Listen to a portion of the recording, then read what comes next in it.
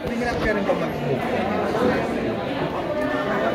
At paano ka nag-move on? Sorry, baka pwedeng ibigay nyo na sa akin dahil yung mga taong involved lang yung nakakaalam nun kasi ano ba?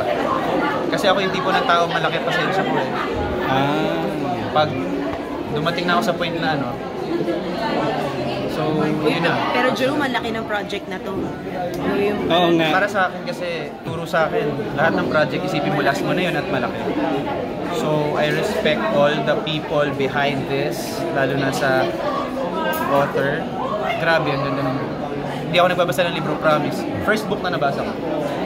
Tawag dito, nabalitaan, sabi mo kanina about Nadine, first time to work. Yeah, first time to work with her, but I've known her ever since nagkikita-kita lang. Anong project to? No. That's for ano eh. It's a horror. Sa amin for Amazon. Siyempre, ang role ko doon, psycho, mga ano kami, mga magkaiba kaming pamilya pero parehas kaming hired. Hindi naman hired, anak ng hired killer. So ayoko na i-spoil everything but working with her, kung yun itatanong nyo, she's so nice and she's so happy, parang she loves the earth na parang wala siyang iba sinabi ko hindi about ang ganda ng ano, earth. Pero nag-meet na kayo? Nag-shoot na kayo? Kami, tapos na. Tapos na? Wow. Pero alam mo, siya yung isa sa mental health, talagang grabe yung advocacy. Super. Yun ang so grabe the way nang kausap ko siya, parang ang open niya lahat na parang kung may kailangan ako sabihin sa kanya, open siya, sabihin niya and all. Usap din kami about animal cruelty, about the Siargao itself na nagkaroon ng sunog recently, like a month ago. Dahil na pinag-usapan. Okay sila. Jerome, congratulations. Thank you. Congratulations. We're happy na you arrived at that mindset. Yeah. Mahirap yun ah. Sana lahat nga pumunta sa ganun. Kaya ko naabutan. Ano yung mindset? Take 3. Na mas focus ka sa buhay, na may isip mo, masakit man, pero kailangan mong tumawid para maging mas better ka. I mean, natin siya perfect.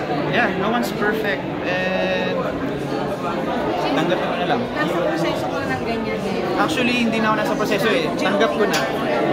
So that means, focus ka ngayon sa sarili mo. Tsaka na muna. Hindi ka na yun. Ang pag-ibig, lahat naman ng form, andyan yan eh. Siguro lang dun sa paglalaan lang ng oras, tsaka ng pag-ibig na ultimo sarili ko, makakalimutan ko. Mamaya muna yun. Ako muna, tingnan ko muna kung what's for me. Baka kasi pag mahal ka, todo kaya... Madali ka bang ma-fall in love sa mga ka-love team?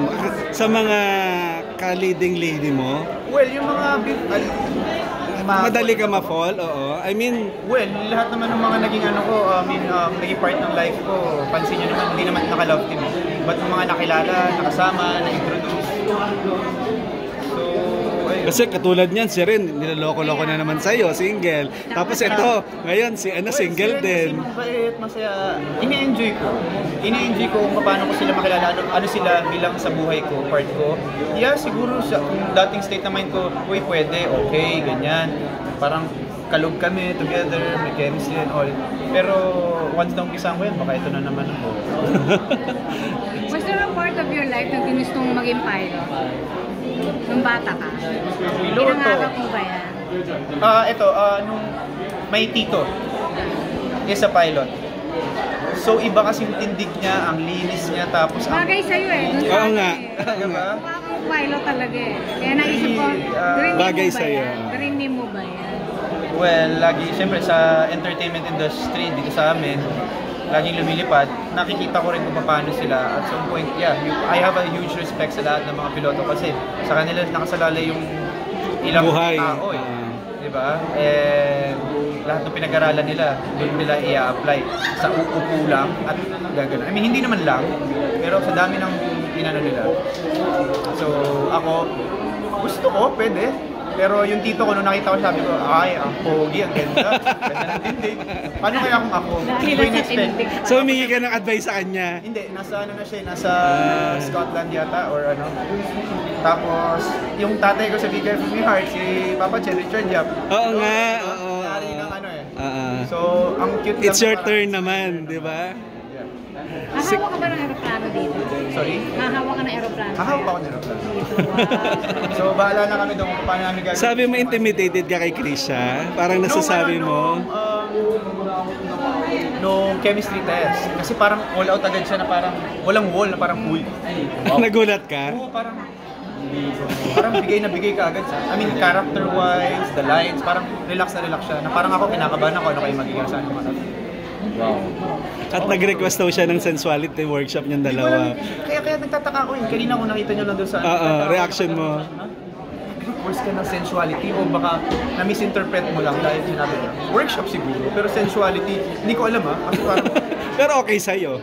Oo naman, syempre. Yung kailangan namin So excited for this project? I'm really excited and pressured. Like nun, sabi niyo nga kanina, una yung tanong sa mga tao, bakit ako? Kung paano gagampanan and paano ko isusustain. Ikaw ba yung actor na ano din? Namimili na ng character? Hindi na yung basta-basta? Nag-BL ka before? Hindi naman sa namimili o ano. Binabasa ko muna yung script bago ko tanggapin. So, ganun din naman. Alangan naman may nagsabi sa akin, actually manager ko, Tito Abel, na huwag mong gawin kung hindi mo ramdam na kaya mo. Huwag mong gawin kung hindi mo nakikita sa sarili mo. So, meron Kasi naman. nasa part ka na ng buhay mo na nakakaintindi ka na.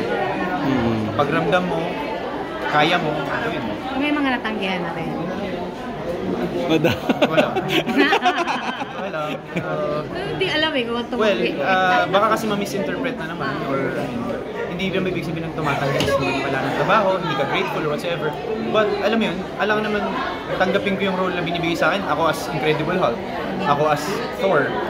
Nararamdaman lang din na hindi magagampanan ng maayos, hindi bagay. So, ayun. Okay. So, please invite them na lang to watch etong Skies. Safe Skies Archer. Malapit na lilipad na sa Vivo 1. I-download nyo. Iwas tayo sa piracy, copy-paste, at send. Thank you.